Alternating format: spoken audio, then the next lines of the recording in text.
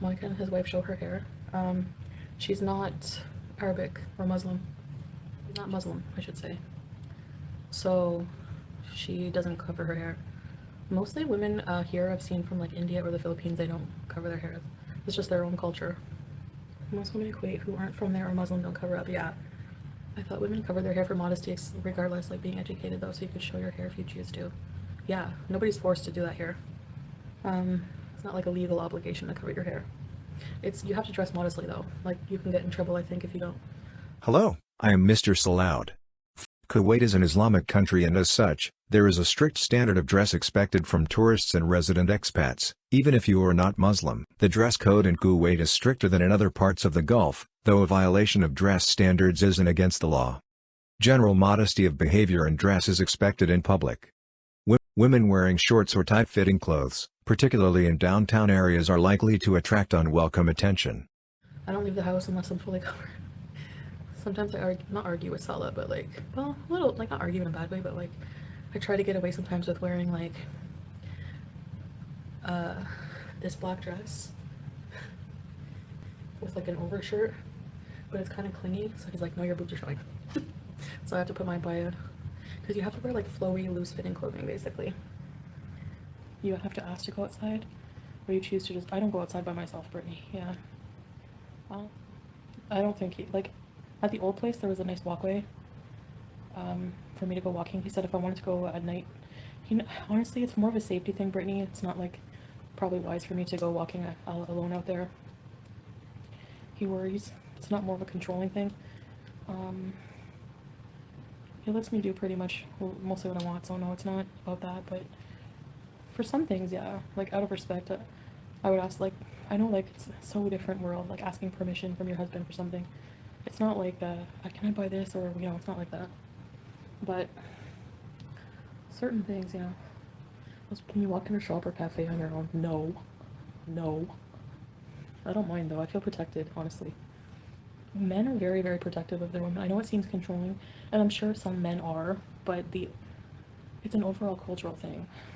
Like, even if men don't, even Murad, he doesn't talk to me. Like, if I have to, like, through Salah, other than like, Assalamu alaikum, it's always through Salah. That's just how it is. Men and women, very separate. Men are very jealous here, and they see the jealousy as normal. But Salah is more open-minded. He's not very traditional in a lot of ways, but he's a jealous man for sure.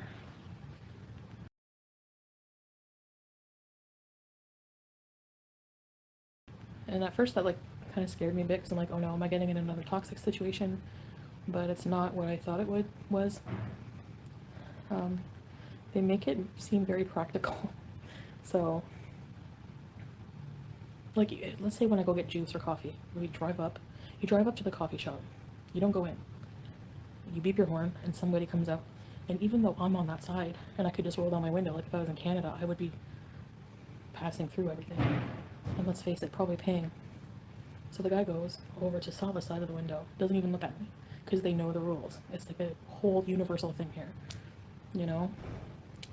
Are you insecure to leave him there? JKK, I would be, if it weren't for the fact that he and I, when I was in Canada and he was here, the whole day when he was not at work, he was working somewhere else then. He wasn't at work or sleeping. Like, I would stay on the phone with him until he fell asleep, like snoring, and I would hang up. We would spend every waking moment together. So if it weren't for that fact, and the fact that he's proven over and over again he's not interested in other women, like not accepting any women on social media to make me feel secure, he makes me feel less insecure. I don't feel insecure with him because he's done nothing to make me feel that way. He is worried, I can tell a little bit. He said, like, are you gonna go to Canada and forget me? And like, that hurts me because no, I would never. He's like, I know you're impulsive and the heart can change in an instant, but no, would never happen. Never. It is Gemini Gem, but still nervous, I guess. I don't know. I know he's an adult. Does his family agree with him moving across the world?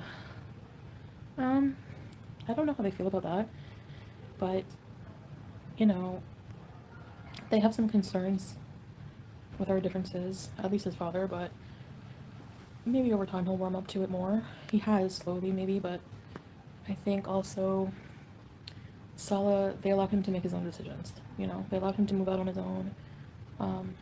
So, do you find it hard to get used to the different cultural customs? Only when it inconveniences me in some way. You know, sometimes the jealousy is a bit. Sometimes I get annoyed with certain things and like why? Like I'm crabby. But I get over it fast. It's a little bit of an adjustment with some things, but I understand a lot of their customs and I respect them a lot too. Jealous of what? 500 kg? Yes. Sorry, 150 kg. But even if I was 500 kg, yes, you would be jealous. Speaking of fat shaming.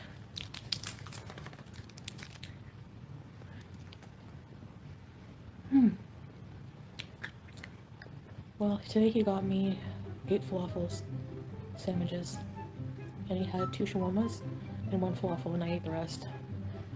Oh, I ate way too much today, guys, not funny. Gluttony is a sin. I believe Foodie Beauty may blow up. Goodbye everyone. Have a great fucking day.